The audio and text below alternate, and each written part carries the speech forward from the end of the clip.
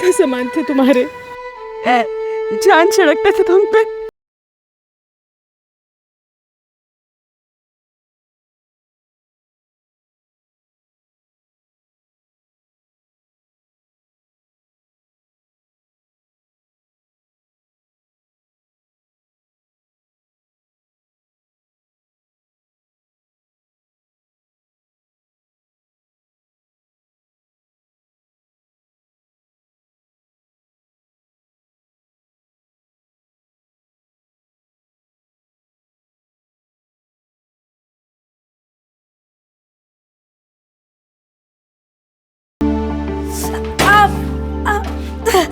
अरे देवा, क्या हुआ मेरे लाडू को? अरे मामा, अरे बाबा ये तो जल गया है। गीता ताई नौकरी है, नौकरी। मामा, इधर पानी में हाथ डाल, पानी में हाथ डाल। मामा क्या करती है रे? तेरा बिल्कुल ध्यान नहीं रहता है रे। अरे क्या तुम दोनों शोर मचा रहे हो? अब क्या हुआ मेरे बच्चे को? आई कुछ नहीं, वो जरा चटका लग गया। ऐसा चटका? कितना बड़ा चटका लगा है? पर तुझे जरूरत क्या थी? मैं बना देती। नादू से पाला है रे तुझे मैंने, तेरे आई नहीं। तेरे को कुछ खरोच भी आती है ना, हमको बड़ा दर्द होता है। तू चल दवाई लगा, चल चल आजा, चल चल दवाई लगा। ए गीता ताई, ए स्मिता, अरे लवकर। गीता ताई खुश खबर है। हाँ? अब से हमें इस घर का भाड़ा देने की कोई जरूरत नहीं है। ये घर अब हमारे नाम पे है। ये क्या? हे देवा, रानी, धन्यवाद। अब सब ठीक हो जाएगा ताई, कोई टेंशन नहीं। मामा, ये मालिक के नाम की जगह मेरा नाम क्यों है? तू ही तो इस घर की असली मालकिन है। हम दोनों का तेरे से और है ही कौन? मेरी तो कोई औलाद नहीं है, होती भी तो तेरे जैसे नहीं हो सकते थे बेटा। तू ही मेरे लिए मेरी बेटी है और मेरा बेटा भी तू है ना?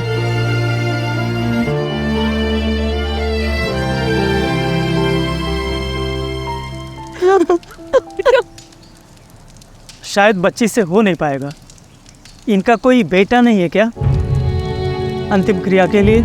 मैं ही इनका बेटा हूँ और ये हक सिर्फ मेरा है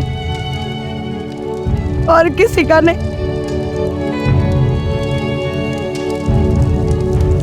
नयनम चिन्वन्ति शस्त्राणि नयनम दहति पावकः न चैनं क्लेदयन्त्यापो न शोषयति मारुतः।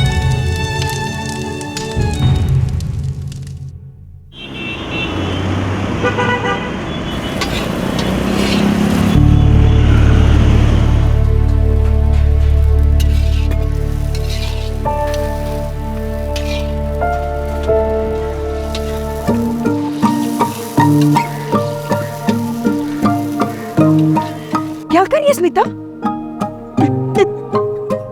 अरे आई, मुझे पता है कि पहली रोटी गौ माता को जाती है, तो मैं मजाक कर रही थी और चेक कर रही थी कि आपको अपनी रोज की लाइन याद है या नहीं है। आई तो मजाक उड़ाती है तो बदमाश।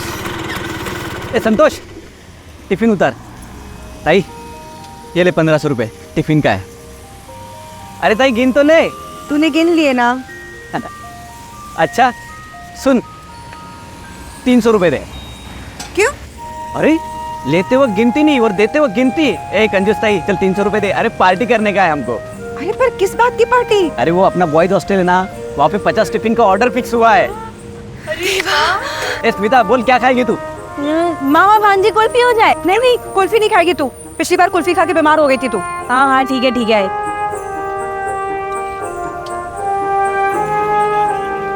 आई नहीं लेते। चल। अरे किधर जा रहे तुम दोनों?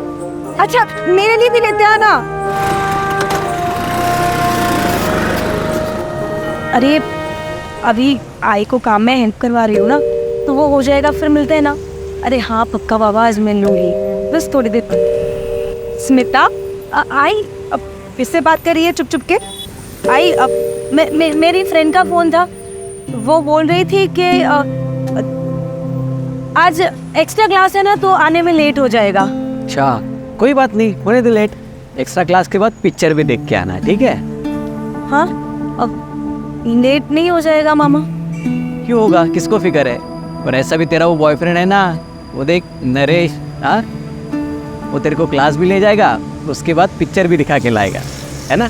तो रिश्ता भी पक्का हो गया है, अब क्या चुप चुप के मिलना? भाई शर्म आती है। ए बेटा, इस शर्म ही तो अपनी तहजीब है। जाओ एंजॉय करो, जाओ, वो इंतजार कर रहा है। ताई, कितनी प्यारी लड़की है ना हमारी। कल के बच्चे माँ बाप की परवाह तक नहीं करते, इसको शर्म आती है लड़के से मिलने में। और नरेश भी खूब चांगला मुलगा है, अपन इन दोनों की शादी लगा देते हैं जल्दी। पर पता नहीं कैसे विदा करूंगी मैं इसको, इसके बगैर तो मैं। भाई तू चिंता मत कर, सब ठीक हो जाएगा। तो सोचना है, हमने कभी सोचा था कि स्मिता की ज़िंदगी में ऐसा दिन भी आएगा? मैं तो लगा था कि शायद उसकी ज़िंदगी फिर से दोबारा, खैर बाकी लड़कियों की तरह उसकी ज़िंदगी में फिर से खुशहाली आई है। गीता, ए गीता, तुम दोनों भाई बहन, तुम दोनों ने हमारे पेट पे लात मारी है, क्या बकी जा रही है? ताई मैं बताता हूँ क्या बकरी है। वो जो ऑर्डर हमें मिला है ना, वो पहले इन लोगों को मिला था, लेकिन स्टूडेंट लोगों ने इनके खिलाफ कंप्लेंट किया क्योंकि ये लोग खाने में सोडा मिलाते हैं, इसलिए वो ऑर्डर हमको मिला है। मिला नहीं है, छीन लिया है। सत्यानाश हो तुम्हारा, जुबान संभाल के बात कर वरना एक लाफा दूंगी। एक तो हमारा ऑर्डर चुराती, ऊपर से साड़ी बन रही है, हाथ उठा के तो देख। से तेरे बाप की जगह है, तेरे बाप पे मत जा तू वरना दिखा दूंगी मैं तुझे। छोड़ना ताई, इन घटिया लोगों के मुंह लगने की कोई जरूरत नहीं है। हाँ, देख लूंगा तुम दोनों बहन भाइयों को मैं। मेरा धंधा छीना ना, बताता हूँ तेरे को मैं। तेरे से जो बने कर लेना। तू देख अभी। चल प्रतीक्षा, चिंता मत कर तुम, ऐसा प्लान है ना मेरे पास। बॉयज़ हॉस्टल तो कैन के भाखड़े पे जो भीड़ लगती है ना, कोई भी नहीं आएगा। देख तू क्या करता हूँ मैं।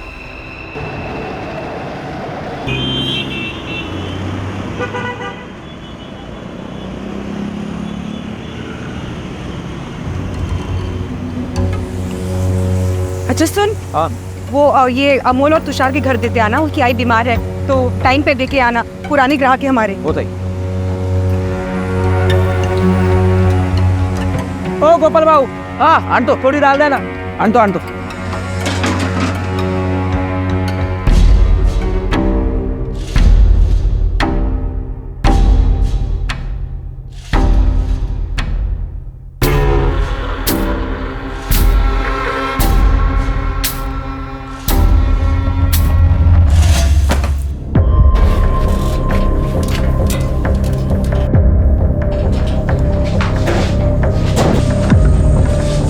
क्या ढूंढ रही है स्मिता, कुछ खो गया है क्या?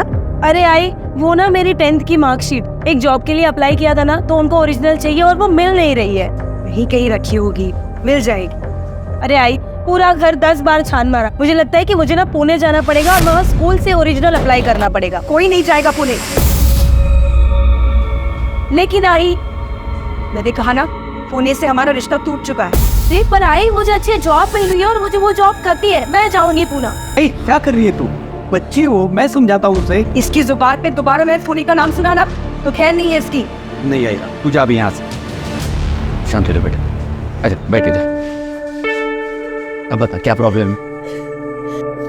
बाबा, मैंने एक बहुत अच्छी जॉब के लिए अप्लाई किया है, नरेश की कंपनी है, पर उनको ओरिजिनल मार्कशीट चाहिए। अब मामा आप ही सोचो ना कि नरेश की कंपनी है, हम लोग साथ में काम करेंगे, हमारा फ्यूचर, हमारा ग्रोथ साथ में रहेंगे, और ये आई।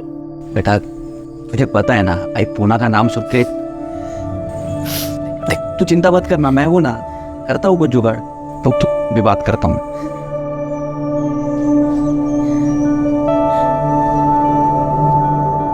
हेलो नरेंद्र भाऊ। अरे गोपाल भाऊ, कुठे आए?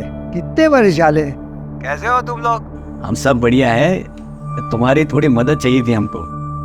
स्मिता का स्कूल है ना, उससे 10वीं का मार्कशीट निकालना था। तुम एड्रेस भेजो, समझो काम हो गया। हाँ तो वो हम लोग मुंबई शिफ्ट हो गए, मैं आपको मुंबई का एड्रेस भेजता हूँ। चलो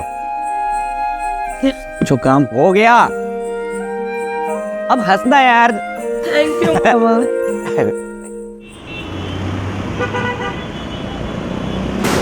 अरे क्या कर रहे हो? ए अमन, समझ खराब हो गया क्या? कोई नहीं रोकेगा हमको। साला तुम लोग इधर जहरीला खाना बेचते हो क्या? या कोई खाना नहीं खिलेगा? भाई बहनों को बेवकूफ बनाते हैं लोग। ये तुम लोगों का दिमाग खराब हो गया क्या? मैं तुम लोगों के हाथ पैर तोड़ डालूंगा, समझ में रखना। सुन तो के पैसे हमें की तबीयत खराब हो गई, फुटबॉल नहीं हुए उन्हें, बंद करो सब, बंद करो। सुन, तेरी वजह से अगर मेरे आई को कुछ हुआ ना, तेरी जान ले लूंगा, समझा? अरे पर और किसी की कंप्लेंट नहीं आई है। कंप्लेंट चाहिए इनको। और अगर मेरे आई को कुछ भी हुआ ना, मैं तुम दोनों का सर फोड़ दूंगा, समझे? शांत रहे, शांत रहे। ये उनको कोई गलतफहमी हुई होगी, उनकी आई की बात है, तो इमोशनल हो गए होंगे। संतोष चल, हाथ बटा, दोबारा खाना बनाना पड़ेगा। वो लोग हम पर झूठा इल्जाम लगा रहे हैं। अरे मैं छोड़ूंगा नहीं इनको। अरे सुन सुन सुन, देख भरोसा रख मुझ पे, मैं सब ठीक कर दूंगी। मैं जाके ना उनकी आई से बात करूंगी, काजी ना पकड़ूं, ये ना।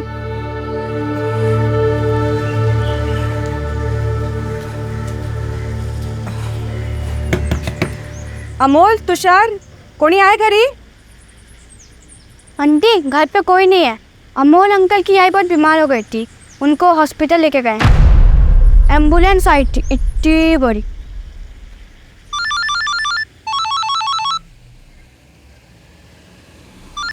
हेलो, हाँ नरेंद्र बाबू। हेलो गोपाल बाबू, स्मिता के पुराने स्कूल में मार्कशीट की अप्लाई कर दी है। धन्यवाद बाबू। आते ही भिजवाता हूँ ना। हाँ, वो एड्रेस मिला क्या आपको?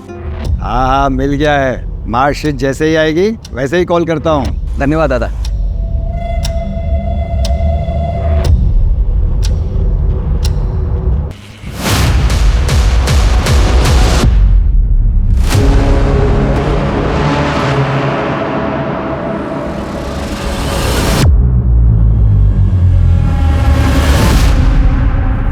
बस वेट। सरप्राइज। अरे वाह, थैंक यू। थैंक यू आई। किससे बात कर रही है? अरे वो गोपाल को उसका फोन बंद लग रहा, तू लगा ना फोन।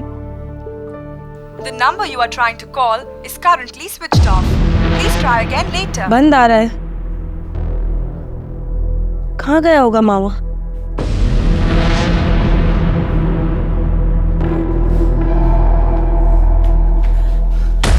मामा, मैंने आसपास सब जगह देख लिया, पर मामा नहीं मिले। अच्छी टेंशन में लगी है। चल साथ चल के ढूंढते हैं उसे। ऐसे तो कभी जाता नहीं है वो। चल मैं भी आती हूँ। पर तेरा बर्थडे, वो सब जाने दो, मामा को ढूंढते हैं। हाँ चल चल। गोपाल, गोपाल मामा भाई, ये इनको देखा है क्या?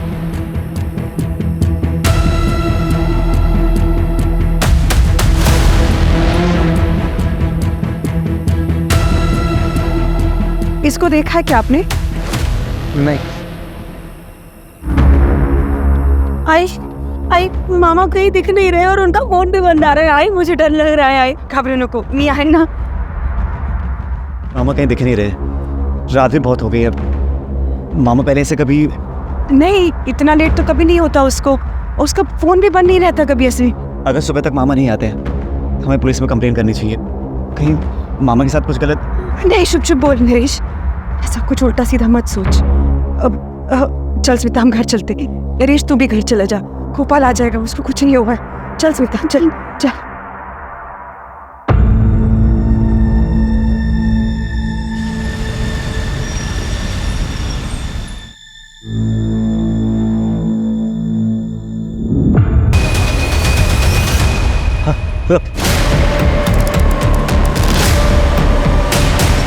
आइए सर, इस तरफ। बॉडी को सबसे पहले तुमने देखा था? जी सर, और देखते ही मैंने आपको कॉल किया सर। पक्का? हाँ सर पक्का। इधर रुकना, जाना नहीं कहीं। जी सर। खून अभी पूरी तरह से जमा नहीं। पर जिस किसी ने मारा है बहुत बेरहमी से मारा है। जी नहीं, हम तो यहाँ से हैं नहीं सर, और यहाँ का कोई लोकल आदमी भी नहीं है। और कोई तो लोकल कोऑर्डिनेटर होगा जिसने शूट अरेंज किया है। हाँ है ना सर, वो कहाँ है? वो बाहर। सावन, गायकवाड़ सर, आसपास का एरिया अच्छे से सर्च कराओ, देखो कोई आइडेंटिफिकेशन मिलती है क्या इसकी। फॉरेंसिक टीम को भी इन्फॉर्म करो। Right sir. बॉडी का पंचनामा कराओ और पोस्टमार्टम के लिए भेजो। सर।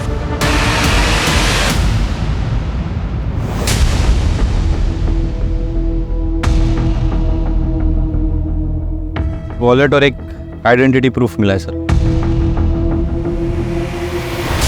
गोपाल तांबे, इसी का लगता है। हाँ सर। फेस भी मैच हो रहा है। सावन, इस एड्रेस पे जाके इन्फॉर्म करो और वहाँ जो कोई भी है उसको आइडेंटिफाई करने के लिए बुलाओ। Right sir.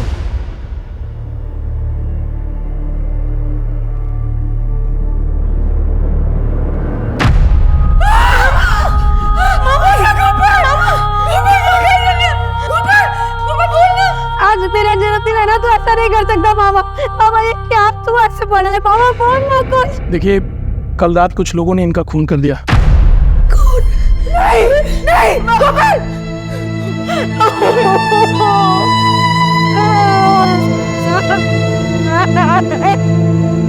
अरे ये तुम क्या हो गया?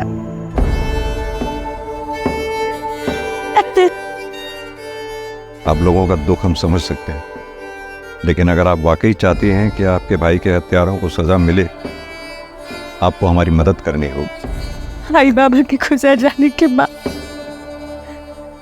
मैंने ही पाल पोस के उसको बड़ा किया था। भाई नहीं था वो, मेरा बेटा था। देखिए, संभालिए अपने आप को। लेकिन हम कैसे रहेंगे तेरे बिना? मुझे लगता है नहीं माँ बेटी इस वक्त किसी भी तरह की स्टेटमेंट देने की हालत में है। एक काम करो सर, आस पड़ोस में पूछताछ करो, शायद उनसे कुछ पता चले गोपाल के बारे में। Right sir. सर, कुछ दिन पहले गोपाल मामा का जगन से झगड़ा हुआ था और जगन ने उन्हें जान से मारने की धमकी दी थी। मौसी, जल्दी चलो उधर, गोपाल मामा करारा हो गया। देवा क्या बोल रहे तू? चल मैं आ रही। चल चल चल। चलना रे, वो बता रहा है। हाँ मेरे बीवी के साथ मुझे आता तो मैंने तेरी बीवी का बस ख्याल रखा है। ये पता है ना, ये सब कानूनी सब। 3 साल पहले तो तू अपनी बीवी को छोड़ के भाग गया था, तब गोपाल ने संभाला उसे, वरना भूखी मर जाती तेरी बीवी। 1 हफ्ते पहले तो तू आया है, दारू के अड्डे पे पड़ा रहता है, गोपाल को बोलता है। और इतना मर्द है ना तू, तो अपनी बीवी का ख्याल रखना सीख, फिर दिखाना अपनी मर्दांगी। चल गोपाल। तेरे में जितना भी डोर है ना, देख। चल तेरे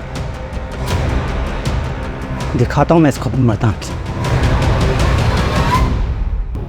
सर, नमस्ते सर, मेरा नाम प्रतीक्षा है। मैं वो स्टॉल पे काम करते हैं हम लोग। सर, वो अमोल और तुषार है ना, उन्होंने आके बहुत झगड़ा किया था इधर। वो इन पे बनाए हुए खाने से उनकी माँ बीमार पड़ गई थी और फिर मर गई। सर, मुझे याद है उन्होंने धमकी दी थी कि अगर उनकी माँ को कुछ हो गया ना, तो ये भाई बहन को जान से मार देंगे।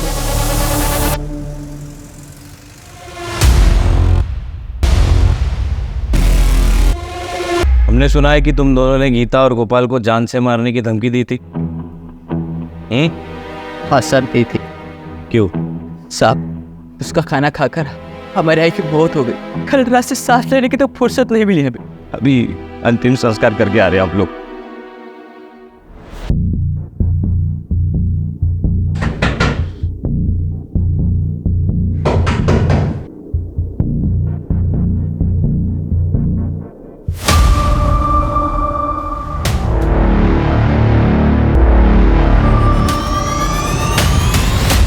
आप ठीक तो हैं? जी सर। कैसे हुआ ये? मेरे पति ने जगन कहाँ है? जगन, काम करो, गाड़ी में से फर्स्ट एड बॉक्स ले आओ। सर, उसे पहले से गोपाल और मेरे रिश्ते पर शक था। जैसे ही आज उसे पता चला कि गोपाल की लाश मिली है, उसने अपना सामान बांधा और निकलने लगा। सर, मैंने उसे रोकने की भी बहुत कोशिश की। मैंने उसे ये भी कहा कि मुझे उस पर शक है कि उसने गोपाल की हत्या की, लेकिन उसने मुझे बहुत मारा सर, और भाग गया। तुम्हें ऐसा क्यों लगता है कि जगन ने ही गोपाल को मारा होगा? क्योंकि वो गोपाल से बहुत चलता था सर। कल रात को ही मैंने किसी से बात करते हुए सुना कि नहीं, वो गोपाल को मार देगा। कहाँ गया होगा वो? था नहीं सर। सावन, जगन का नंबर ले लो इनसे। नंबर बताइए।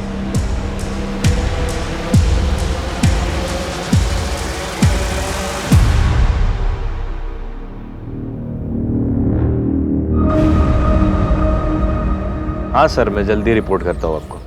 सर, ऑलराइट सर, जय हिंद। वो कुछ बताना चाहते हैं। बताइए। नमस्कार।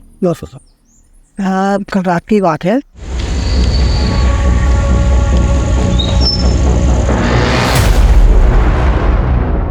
सर आपको ये एड्रेस पता है? अरे हाँ, ये तो अपने गोपाल बाबू है, यही आगे आपका बाकड़ा उनका लगता था। और लेकिन अभी आप लेट हो गए, दुकान बंद हो गई है उनकी। नहीं, ये घर वाला एड्रेस है, 27/4 नवजीवन सोसाइटी। हाँ, आप एक काम करो। अरे गोपाल बाबू, अरे ये हो गया, अभी देखो अभी के, अब घर पे आने की जरूरत नहीं है। वो आदमी गोपाल बाबू के पीछे गाड़ी से भाग गया। उसका चेहरा याद है? ये मास्क ढका हुआ था। बाइक का नंबर या कौन सी बाइक थी, कुछ तो याद होगा। मैं अंधेरे की वजह से ध्यान दे नहीं पाया। यहाँ कोई आसपास सीसीटीवी है?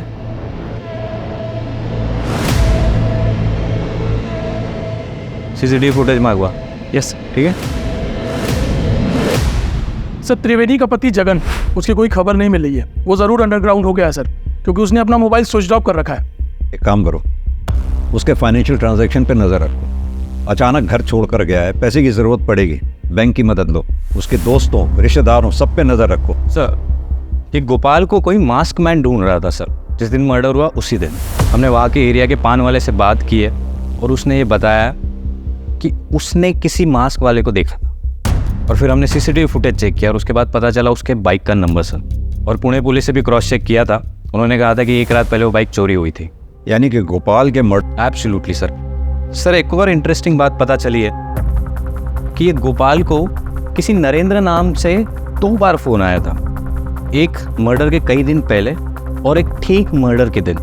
हमने कोशिश की नरेंद्र को कांटेक्ट करने की, लेकिन उसका फ़ोन स्विच ऑफ आ रहा है सर। तो फिर देर किस बात की है? पुणे पुलिस से कांटेक्ट करो, उनकी मदद लो। सर एक और फैक्ट है, ठीक मर्डर के रात गोपाल को तुषार का फ़ोन आया था सर। ये वही तुषार है जिसने गोपाल को जान से मारने की धमकी दी थी। सावंत, एक काम करो, तुम तुषार और उसके भाई दोनों को थाने उठा के ले आओ। और गायकवाड़ सर, तुम पुणे जाओ, नरेंद्र के बारे में पता करो। मुझे पूरा यकीन है इन दोनों से पूछताछ के बाद कोई ना कोई क्लू हमारे हाथ जरूर लगेगा। सर मुझे सिर्फ इतना बता दो, तूने गोपाल को फ़ोन क्यों किया था? हमने कोई फ़ोन नहीं किया था सर। मैं और मेरा भाई आई की तबीयत खराब होने की वजह से बहुत डर गए थे, और तभी अपरा तपरे में मोबाइल खो गया था सर। हाँ, अब ये सच बोल रहा है सर। उस रात को मेरे ही फ़ोन से सारे फ़ोन किए थे। तूने पहले गोपाल को फ़ोन करके क्राइम स्पॉट पे बुलाया, फिर अपना फ़ोन फेंक दिया, क्राइम स्पॉट पे बुलाकर गोपाल का मर्डर कर दिया, और अब हमें कहानी सुना रहा है ताकि मैं तुम्हारी कहानी पे विश्वास करूं। तुम सच कह रहे सर। हवलदार, लेके जाओ इन दोनों को और अच्छी तरह से खातिरदारी करो। इन दोनों की आई जिस हॉस्पिटल में एडमिटेड थी, वहाँ के सीसीटीवी फुटेजेस मंगवाओ और चेक करो ये सच भी बोल रहे हैं या नहीं। Right sir.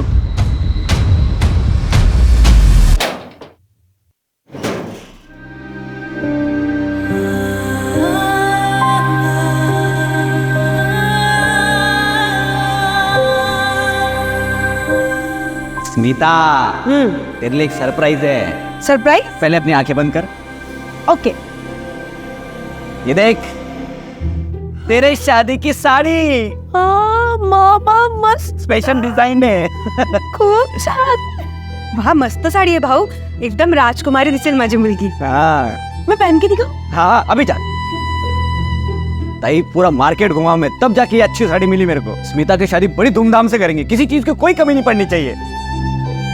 मामा एकदम राजकुमारी।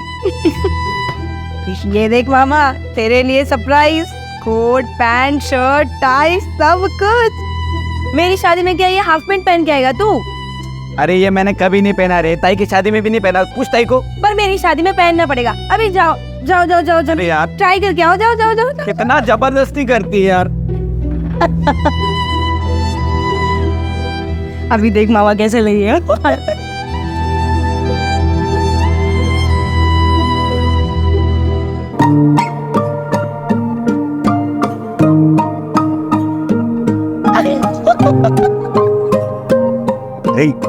गर्मी लगती रे मेरे को, ये सब जमता नहीं है।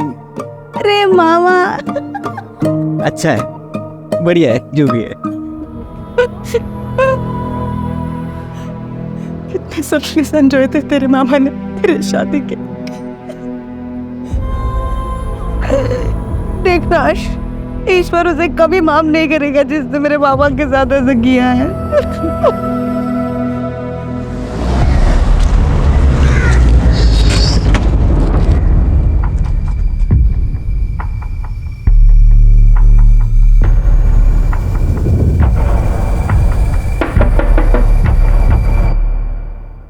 नरेंद्र,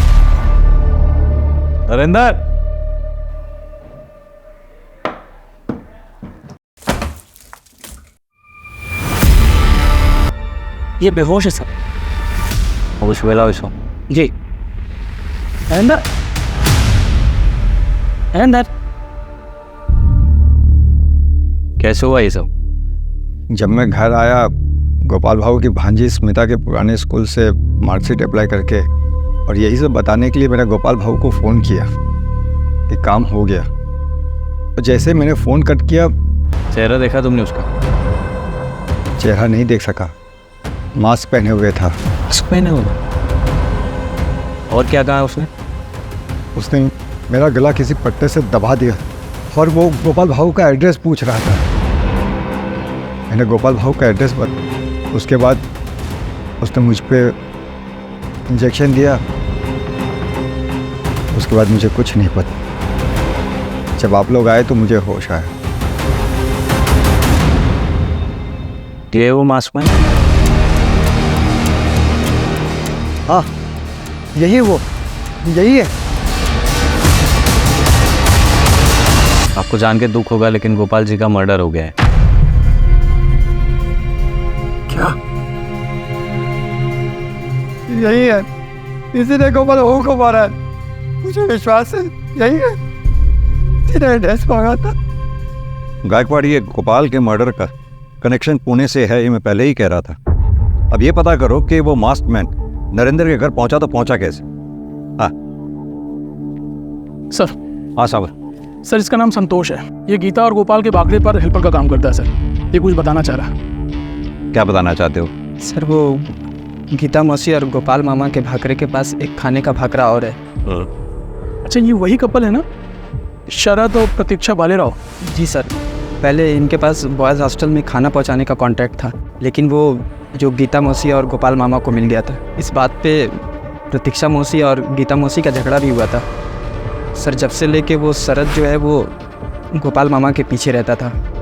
एनीवे, इन्फॉर्मेशन के लिए शुक्रिया, थैंक यू।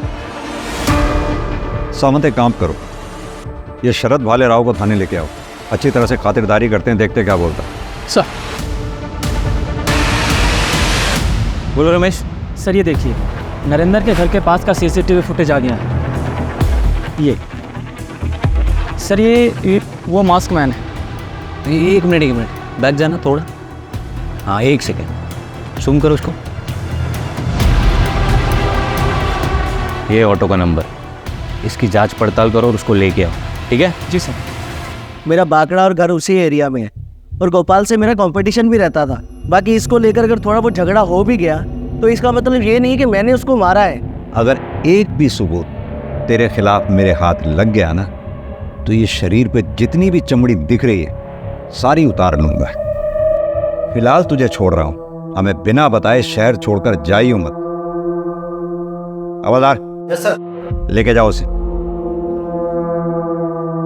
ये मास्क पहने हुए आदमी को तुमने कल्याणी नगर ड्रॉप किया था, राइट? हाँ सर। उठाया कहाँ से था? सर, विवान नगर हाईवे से ये बैठा था मेरे साथ।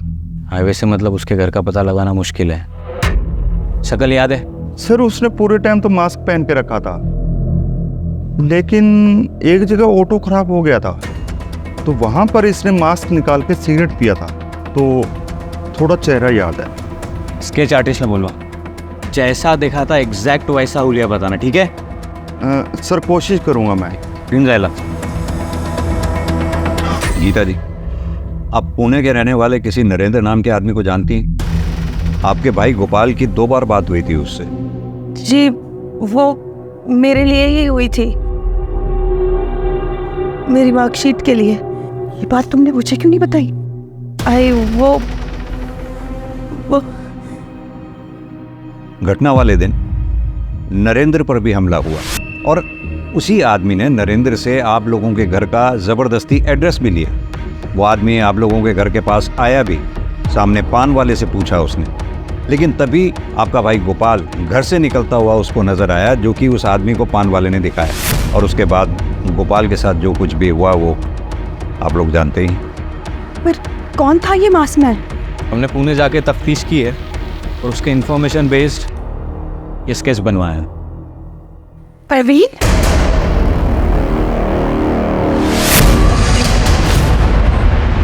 आई खाने को ये आए ना, नहीं आए ना। इधर क्या कुछ ऐसा है जिसके बारे में हमें जानना चाहिए? जिस चीज से घबराकर हमने पुणे छोड़ा था वही हुआ। देखिए, साफ साफ बताइए बात क्या है। हम पहले पुणे में रहते थे, येरवड़ा एरिया में, 5 साल पहले। ये प्रवीण हमारा पड़ोसी था।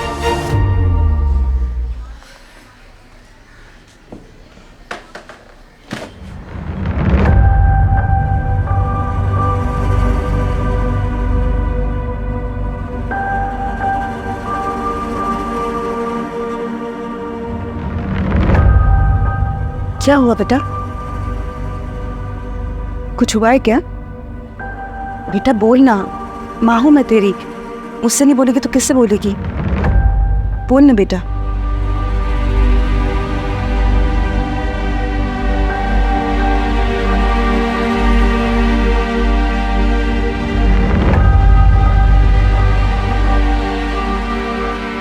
ये कुछ बता नहीं रही थी।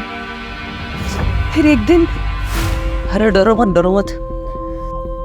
खूबसूरत, अरे डरो मत, मुझसे क्यों डरती हो? चलो कपड़े निकालो। क्या हुआ? ये तो फोटो है ना, सब वायरल कर दूंगा। चलो निकालो। हाँ चल, कोई नहीं है, चल निकल। हाँ नहीं, मत डरो। अरे मैं हूँ।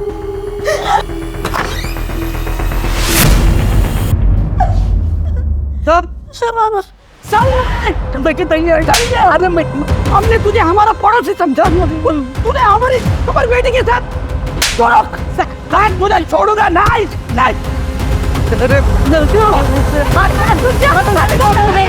मत मार उसे, मार के अपने हाथ गंदे मत कर गोपाल। इसने अपनी स्मिता के साथ मैं छोड़ दी। तुझे मेरी कसम है, तुझे स्मिता की कसम है। हम ना इसकी शिकायत पुलिस में करेंगे।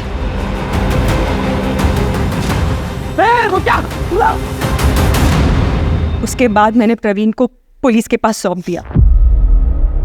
भाई जब हम घर लौट के आए तो सारे पड़ोसी हमें ऐसे देख रहे थे जैसे कि प्रवीण ने नहीं बल्कि मेरी बेटी स्मिता ने ही कोई पाप किया हो। उसके बाद हम पुणे छोड़ के चले गए। फिर प्रवीण को लंबी सजा हुई, उसका करियर भी बर्बाद हुआ। उसने बदला लेने के लिए गोपाल को मार डाला। राक्षस है वो। देखिए गीता जी, हम मानते हैं आप दोनों के साथ जो कुछ भी हुआ उसमें काफ़ी हद तक समाज भी दोषी है, लेकिन इस बात को भी हम अप्रिशिएट करते हैं कि आप दोनों ने उस प्रवीण के खिलाफ पुलिस में कंप्लेंट दर्ज की, उसे सज़ा दिलवाई। ये बात वाकई काबिल तारीफ है और आप भरोसा रखिए उस प्रवीण को हम सख्त से सख्त सज़ा दिलवाएंगे। यही कहा था पुणे के इंस्पेक्टर ने, उसे सज़ा भी दिलवाई। पर हमें क्या मिला? हमें तो पुणे छोड़ना पड़ा, मुंबई आना पड़ा। मेरा भाई चला गया। ये दुख बर्दाश्त नहीं होता हमसे। हमें हमारे हाल पे छोड़ दीजिए आप। गीता जी लेकिन प्रवीण के रूप में मौत ने हमारा घर का रास्ता देख लिया है। हमें शहर को छोड़ना ही पड़ेगा। आइए।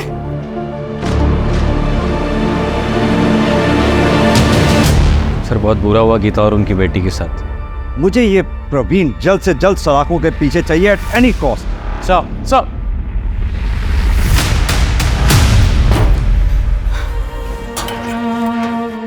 हम फिर से भाग रहे। आई तेरे मामा को तो खो दिया मैंने, अब और कोई गलती नहीं करनी चाहती। और मामा को इंसाफ मिले ना मिले उससे तुझे कोई परवाह नहीं है। तेरी परवाह ज्यादा है। गोपाल तो अब वापस नहीं आने वाला।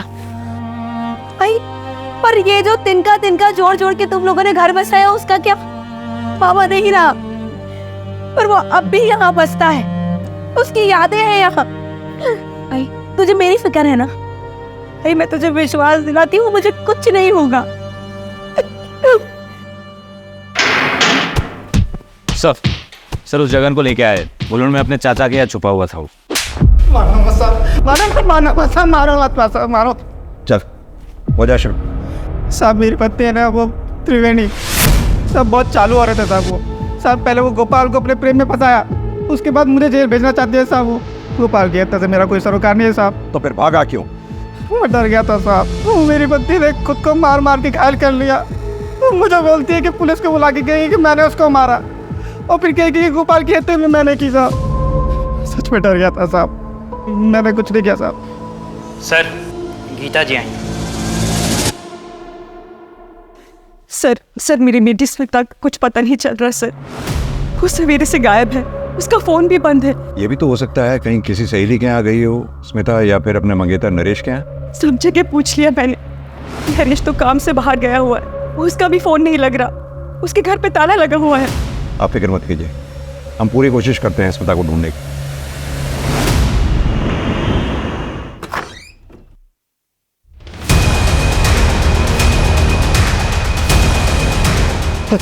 Hello police.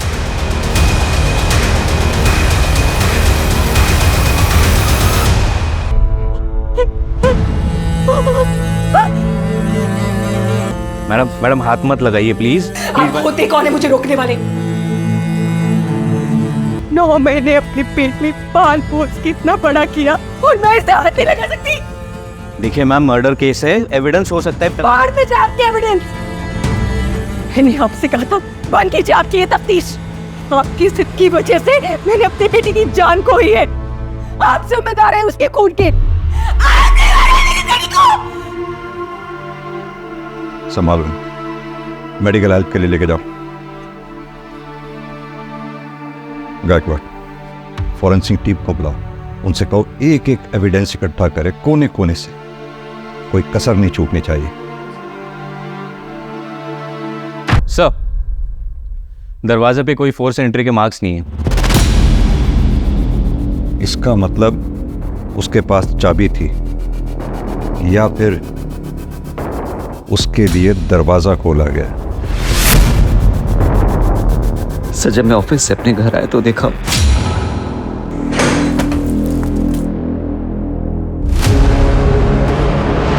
पूरा दिन कहाँ थे तुम? ऑफिस के काम से पनवेल गया था। पूरा दिन फोन क्यों बंद था तुम्हारा? सर आप मुझ पे शक कर रहे हैं? सर मैं स्मिता से प्यार करता हूँ और आपको लगता है कि मैंने उसे। No melodrama please. घर की चाबी किसके पास रहती है? सर एक मेरे पास और एक स्मिता के पास। और किसी के पास? प्लीज। तुम पे शक ना करने की कोई वजह नहीं छोड़ रहे हो मेरे पास। तुम मेरे रडार पे हो। सर अभी अभी प्रवीण का फोन नरेश के घर के पास वाले एरिया में, यानी कि गोरेगांव वेस्ट में एक्टिव हुआ है। उसकी एग्जैक्ट लोकेशन पता करो। आओ मेरे साथ। सर चलो।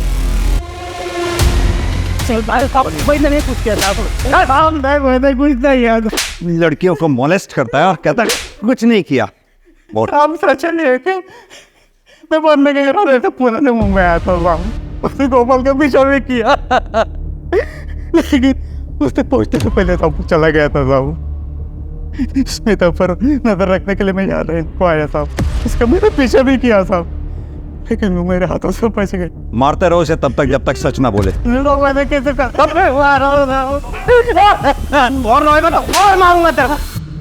इस केस में हमारे पास इतने सारे सस्पेक्ट्स हैं, लेकिन एक के भी खिलाफ हमारे पास कोई स्ट्रॉन्ग एविडेंस नहीं है। कुछ तो हमसे छूट रहा है। इस केस से रिलेटेड जितने भी सस्पेक्ट्स हैं, सबके banking transaction, call detail records, locations recheck करो, देखिए क्या मिलता है।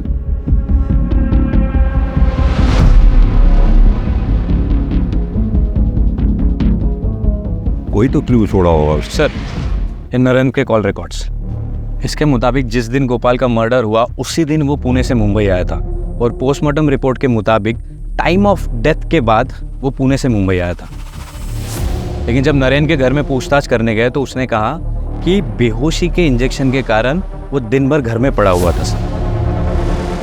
इनफैक्ट जब हम उसको मिलने गए थे तो वो बेहोशी की हालत में ही था।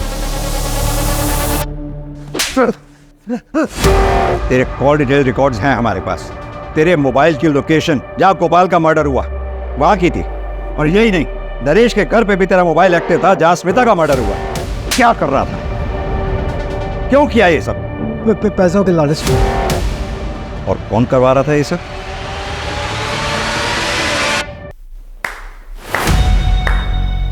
कमाल का खेल रचाया आपने।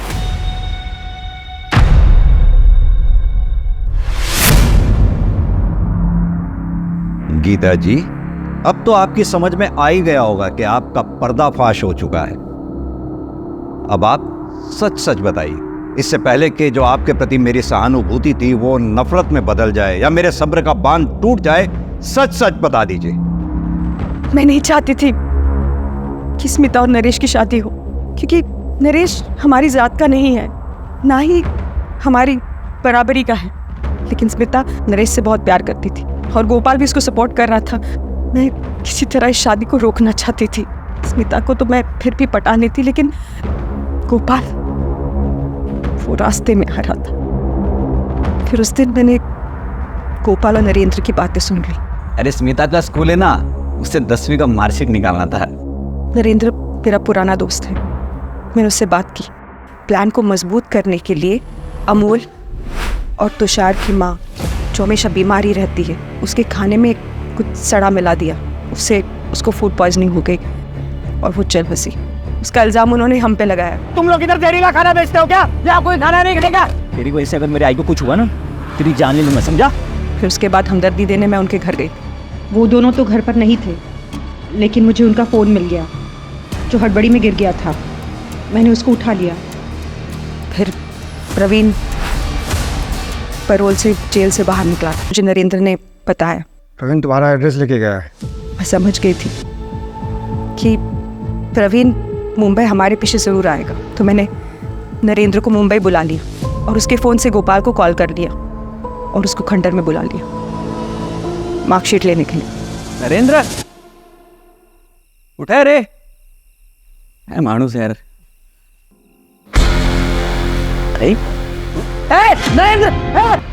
गोपाल की मौत के बाद स्मिता की शादी टल गई। लेकिन स्मिता का कत्ल, वो तो तुम्हारी बेटी थी। बदनसीब की बेचारी। नरेंद्र मेरे पास पैसे लेने आया था, तब उसने हम दोनों को साथ देख लिया, हमारी बातें भी सुन ली। भाई, तूने मामा को मारा? और उसने हाय तौबा मचा दी कि वो पुलिस के पास शिकायत कर देगी। हमारे पास कोई चारा नहीं था। नरेंद्र ने ऐसे सारी फसाद की जड़ तो नरेश है, उसे क्यों बख्श दे? हमें विश्वास था कि ये सारा शक प्रवीण पे जाएगा, और वैसे ही हुआ। अगर गोपाल और स्मिता दोनों जिद नहीं करते ना, तो आज वो जिंदा होते। जिद उनकी नहीं, जिद तुम्हारी थी। तुम्हारी जिद ने तुम्हारे ही परिवार को खत्म करवा दिया। सच बताऊं, तुम्हें जितनी सजा मिले उतनी कम।